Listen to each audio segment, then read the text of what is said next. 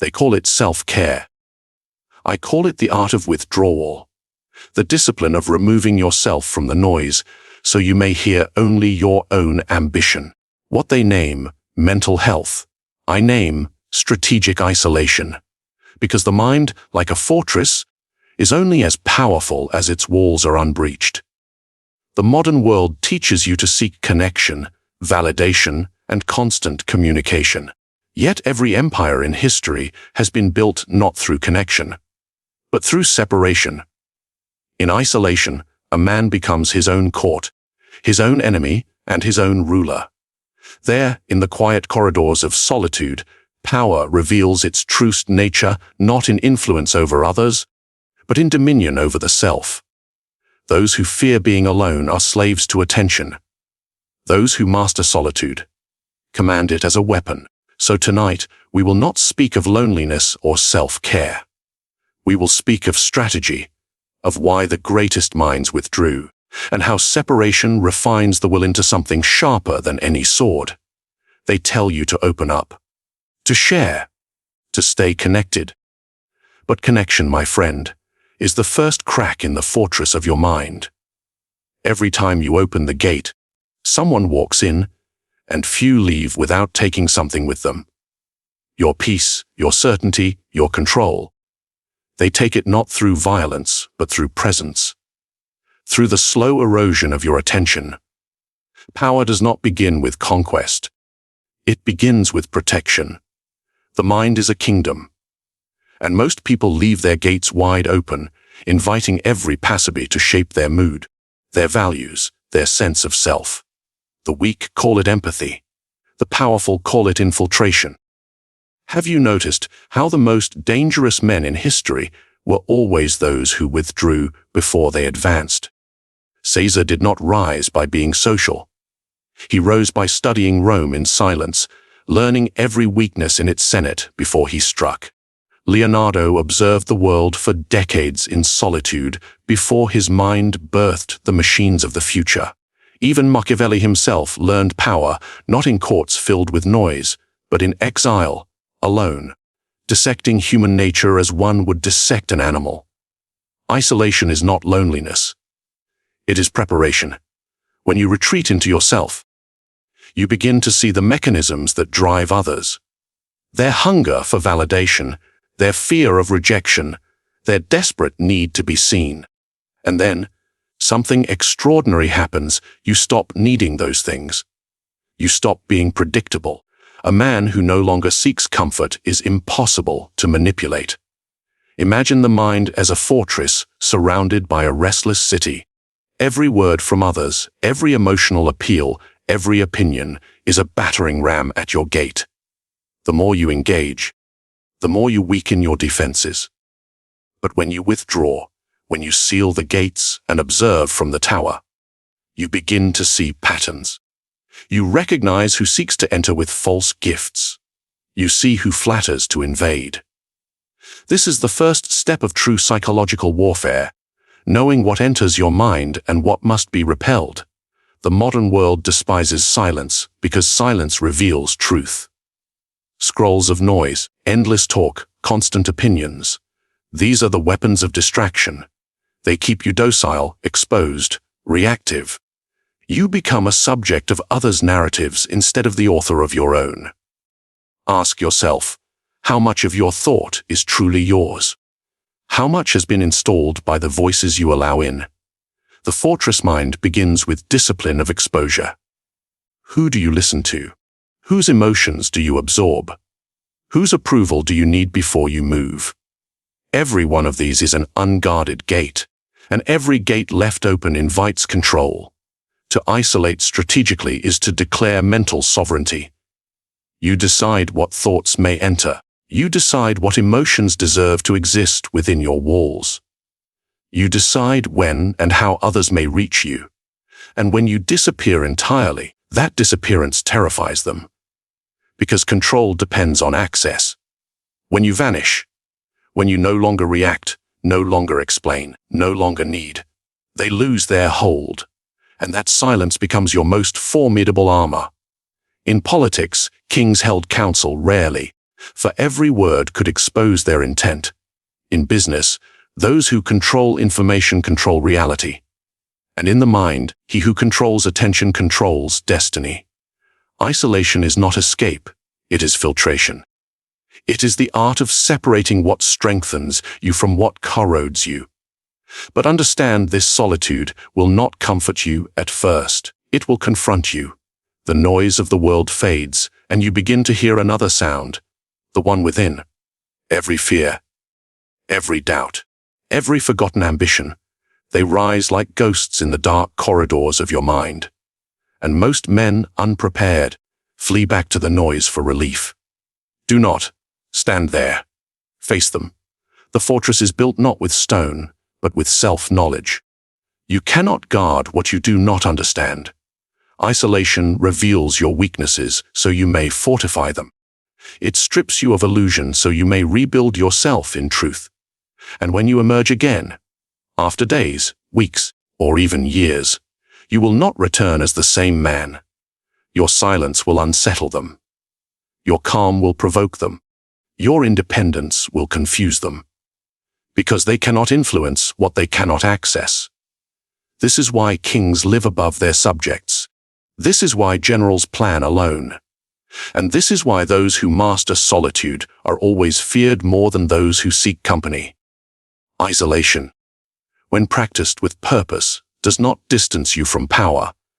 It prepares you for it. Because before you can rule others, you must first rule the battlefield within. And when you have secured the fortress of your mind, then, and only then, can you open the gates and wage war on your terms. When you are alone, the mask falls. No audience, no applause, no one to perform for. Only the raw self, unfiltered, unpolished, and often uncomfortable to behold. That is why most people avoid solitude. They fear the mirror it holds. But the one who commands others must first command himself. And command begins with understanding. The art of power does not start in conversation or conquest. It begins in reflection, in the study of one's own weaknesses with the precision of a surgeon and the coldness of an observer. When you are alone long enough, the illusions fade. You start to see the impulses that drive you, the hunger for validation, the instinct to dominate, the fear of being forgotten. These are not flaws. They are the materials from which power is built, but only if you understand them before others do. Because here lies the secret. He who cannot predict his own reactions can never manipulate the reactions of others. The mirror of solitude is not kind. It shows you the cowardice behind your pride, the envy beneath your politeness, the insecurity wrapped in your confidence. And yet, that honesty is the beginning of mastery. Do you think great rulers were born cold and calculating? No, they became so through the crucible of isolation. Alexander spent his nights alone studying Homer, trying to understand the psychology of Achilles, the man who could not control his rage. Napoleon would isolate himself before battle, walking in silence, dissecting his own emotions until only reason remained. And Machiavelli, cast into exile, found truth not in applause, but in the quiet realization of how deeply human weakness governs every act of power. Every moment of solitude refines perception. You begin to notice patterns, not only in yourself, but in others. You see that the ambitious often hide despair, the loud hide fear, the loyal hide resentment, and the humble often disguise hunger. Why? Because the human mind mirrors itself in others. Once you've faced your own darkness, you recognize it in theirs. Psychology calls it projection. Power calls it foresight. To lead effectively, you must become fluent in human contradiction. The saint who seeks recognition, the friend who envies your rise, the ally who secretly wishes your fall. You can only see these truths once you've seen the same forces inside yourself. Most men never do. They spend their lives reacting to others, mistaking their emotions for principles. They become instruments, played by whoever understands them better. But when you've looked deeply into your own mirror, No one can play you, because you know every note of your nature. You know what tempts you, what enrages you, what weakens you. And therefore, you know how those same forces move others. The great manipulator is not the liar. He is the observer, and the finest observation begins in solitude. Take, for example, the courtiers of Florence. They feared silence because in silence, their words lost power. They feared solitude because it stripped away their borrowed importance. They needed the crowd to believe they mattered. But the few who withdrew, who studied quietly from the shadows, they became indispensable because they understood what the others only displayed. To know yourself is to gain X-ray vision through human behavior. You will see what others hide even from themselves. You will hear lies in the tone before the words. You will feel deception before it takes form. But remember, knowledge without control is chaos. Self-awareness is not indulgence. It is armor. You study yourself not to confess, but to prepare. When you find fear inside you, don't erase it, use it. When you recognize envy, don't deny it, channel it into discipline. Every dark impulse is a soldier. Left idle, it will betray you. Directed wisely, it will conquer for you. This is the essence of psychological sovereignty. Nothing inside you remains unknown or untamed. And when others meet you, they will sense it. They won't know why your silence unsettles them, why your presence feels like a mirror they cannot bear to look into. It's because you've already looked into yours and survived it. That is what separates the ruler from the ruled. The crowd seeks distraction. The strategist seeks reflection, because to rule the world of men, you must first navigate the labyrinth within your own mind. Every leader who failed first in that inner war. Every manipulator, undone by emotion, was defeated long before his opponent raised a hand. So the next time solitude finds you, don't escape it. Stand before the mirror. Watch without judgment. Learn without fear. Because once you know your own darkness completely, you will recognize it instantly in others. And then, my friend, the real game of control begins. Attachment is the chain that binds the powerful to the powerless. The more you care who loves you, who hates you, who misunderstands you, the more control you hand away. To rule emotion, you must first separate from it. Not to destroy feeling, but to master it. To hold it in your hand like a blade, rather than wear it in your heart like a wound. Most people confuse warmth with strength. They believe to feel deeply is to be human. But emotion, unguarded, is a weapon turned inward. It blinds, it exposes, it makes slaves of those who crave affection more than authority. The world will call this cruelty. They called Caesar ruthless when he ignored the tears of those he conquered. They called Catherine of Medici heartless when she used marriage, not love, to secure power. But cruelty in its true form is not savagery, it is clarity. The refusal to be ruled by sentiment. Ask yourself, how often has pity cost you advantage? How often have you delayed your rise to comfort another's weakness? How many times have you spoken the truth softer than it should be spoken, just to be liked? The world is built on such concessions. Empires collapse under the weight of kindness mistaken for duty. Emotional distance is not apathy. It is precision. It is the difference between a surgeon and a butcher. Both hold the knife, but only one cuts with control. When you feel, do not drown in it. Observe it. Ask, why do I feel this? Who benefits from it? Because every emotion has a master. Either you command it, or someone else does. Think of the lover who manipulates through guilt. The subordinate who flatters to influence. The crowd that demands your outrage. Each uses your emotions as reins. They steer your behavior with invisible hands. Detach, and the reins fall. History remembers those who acted when others hesitated. Marcus Aurelius ruled Rome while surrounded by betrayal. He wrote not of affection, but of discipline, the need to act according to reason, not impulse. When his closest generals conspired, he did not rage, he calculated. He did not seek vengeance, he maintained order. Because emotion is noise, and power listens only to silence. You see, the emotionally distant man is not cold. He burns slower, deeper, with a controlled fire that never consumes him. He learns to express warmth as a tool, not a need.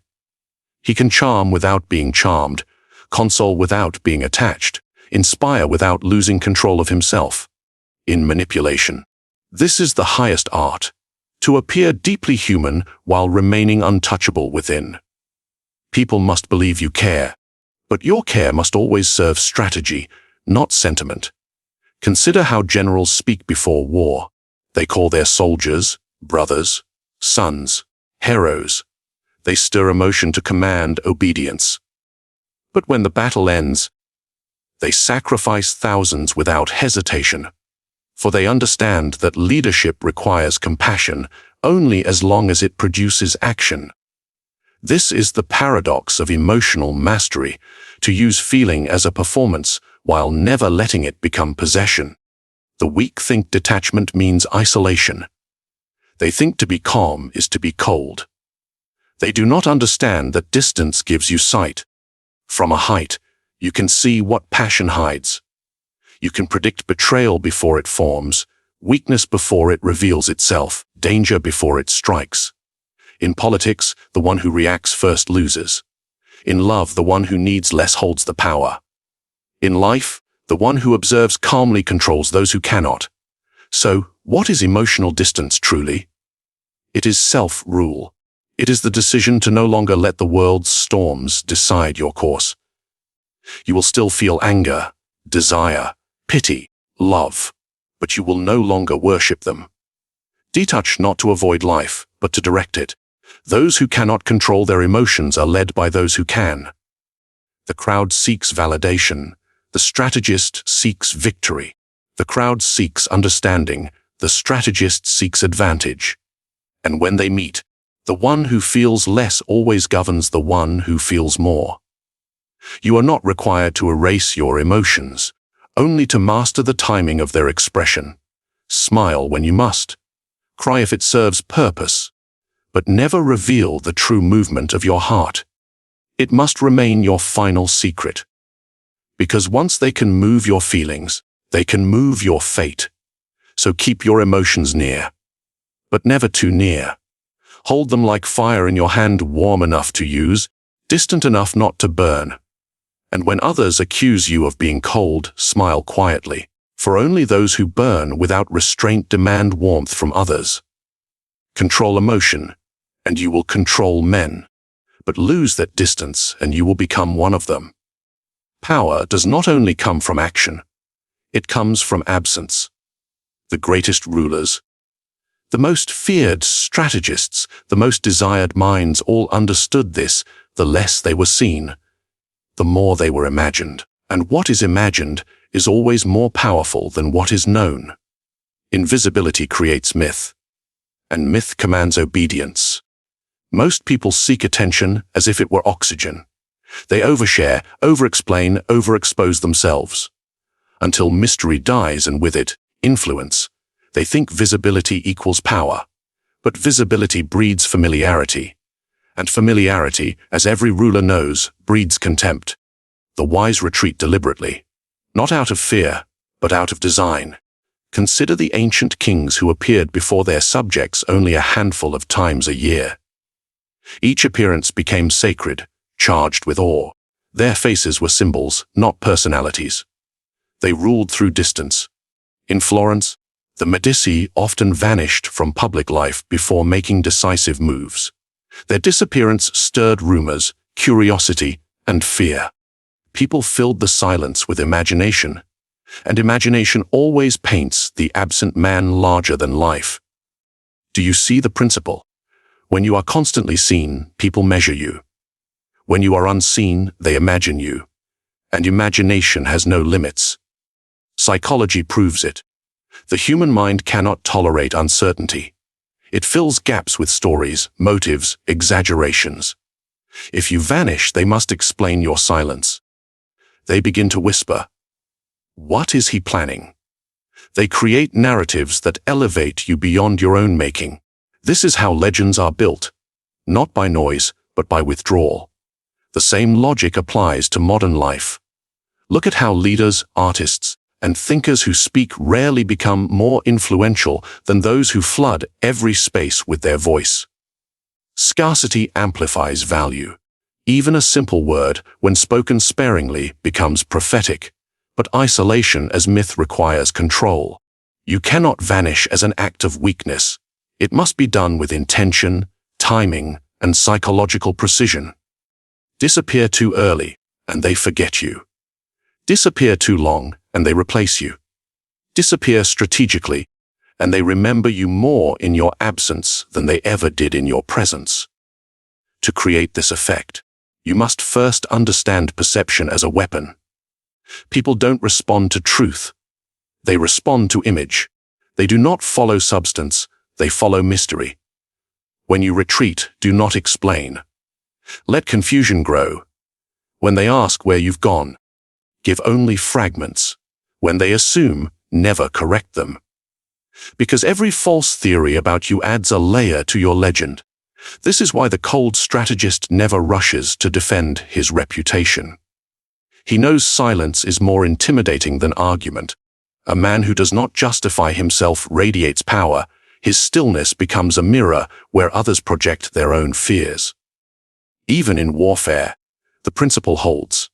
Sun Tzu taught that uncertainty is the supreme weapon. To make the enemy guess is to make him weak. So it is with perception. If they cannot define you, they cannot predict you. And what cannot be predicted cannot be controlled.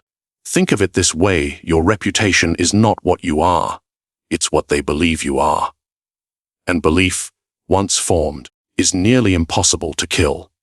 Therefore, you must sculpt belief like an artist, not a beggar. You must decide what illusion serves your rise, and withdraw to let it grow on its own. Even religion mastered this. Prophets and saints were not omnipresent. They appeared rarely, spoke briefly, then vanished into silence. Their scarcity made every word immortal. You must learn to do the same in your world. Professionally, socially, psychologically. Withhold presence. Withhold explanation. Let curiosity ferment into fascination. Ask yourself what happens when you stop being available. When your messages grow fewer, your responses slower, your presence more selective. You cease to be predictable, and unpredictability is the shadow of power. Isolation becomes not a retreat, but a spectacle of mystery. People start to wonder if you're planning something greater. They assume you are evolving, preparing, transforming, and they treat you accordingly. This is the paradox: withdraw to increase your influence. Detach to expand your reach. The more they see of you, the less they believe in you. The less they see of you, the more they mythologize you. You must become both absent and omnipresent. Physically distant, psychologically everywhere. That is the highest form of control. When others carry your image inside their minds, long after you've vanished from their sight.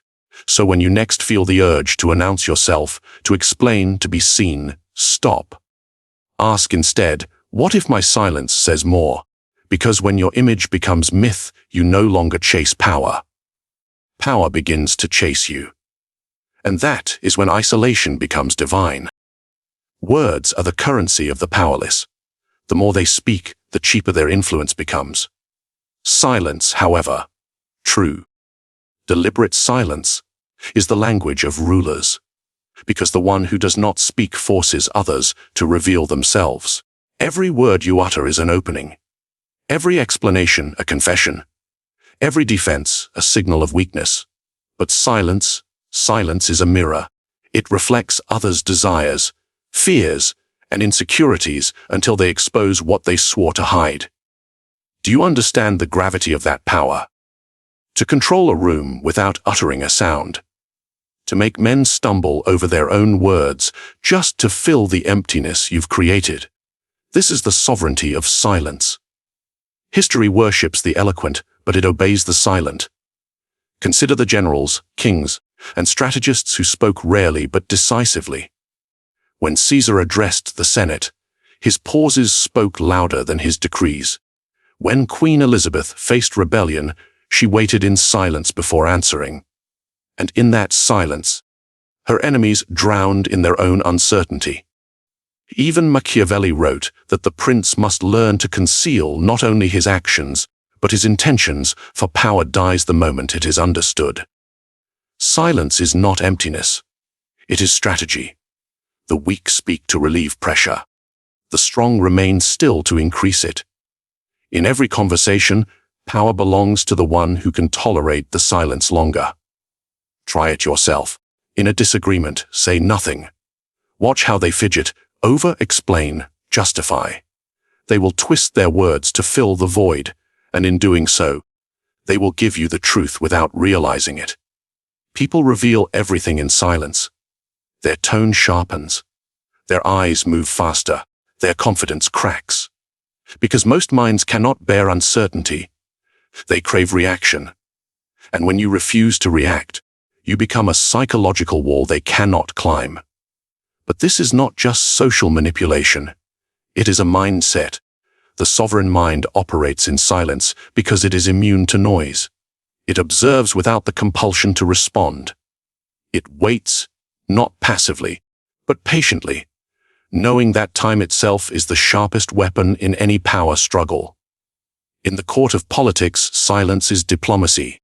In the art of leadership, silence is authority. In the science of self-mastery, silence is evolution. Those who speak constantly are slaves to impulse. They must prove, defend, impress. They rush to fill the air, unaware that each word erodes their mystery. But the one who speaks rarely gains weight in every syllable. His presence commands attention before his mouth even opens. The art lies in contrast. Speak little, but when you do, make it strike like a blade. A single well-timed phrase can achieve more than hours of persuasion. Why? Because silence builds tension, and tension makes words sacred. The crowd may worship charisma, but it fears stillness. A silent man cannot be read, and what cannot be read cannot be predicted. That unpredictability is the shadow of true power.